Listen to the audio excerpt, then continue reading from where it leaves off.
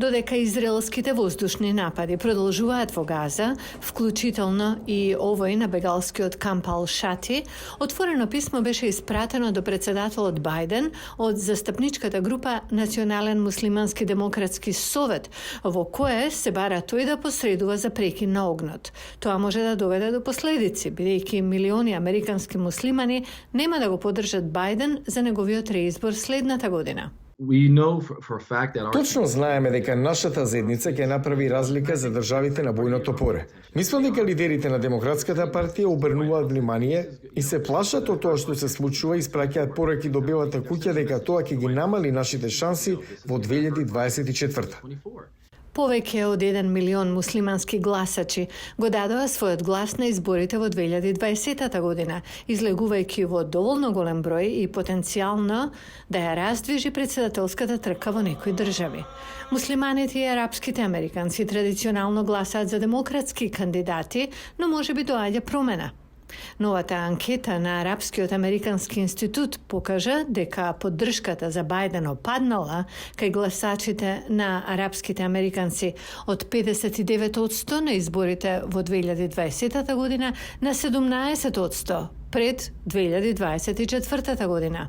Ќе продолжиме со ангажманот на муслиманската заедница, арапската американска заедница и палестинските американски лидери, за да ги слушнеме нивните грижи. Спротивно на тоа, евреите американци се длабоко благодарни за поддршката на Бајден за Израел. Израел е важно прашање. Останува многу важно прашање за еврејските гласачи. Тоа е прашање за кое постои многу висока емоционална поврзаност меѓу евреите американци и поддршката за Израел. Околу 7 милиони евреи живеат во САД, ист број како и во Израел. Тие сочинуваат 3% од гласачкото тело во САД. Бајден е пофален и во Израел. Тој го повика премиерот Нетањаху да ја води војната според меѓународното хуманитарно право за да ги заштити цивилите. Она што Бајден му кажува на Израел е: помогни ми за да ти помогнам.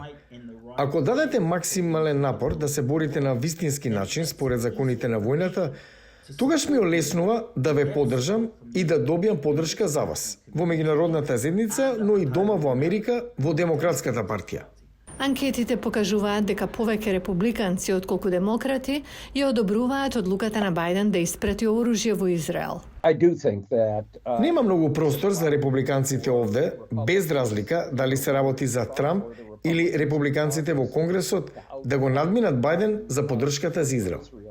Во меѓувреме, расте притисокот за прекин на огнот, вклучително и од антивојните демонстранти за време на конгресното сослушување. Представниците на администрацијата се залагаат за хуманитарни паузи, за да се овозможи помошта да стигне до цивилите, но велат дека прекинот на огнот во овој момент само ќе има корист за Хамас.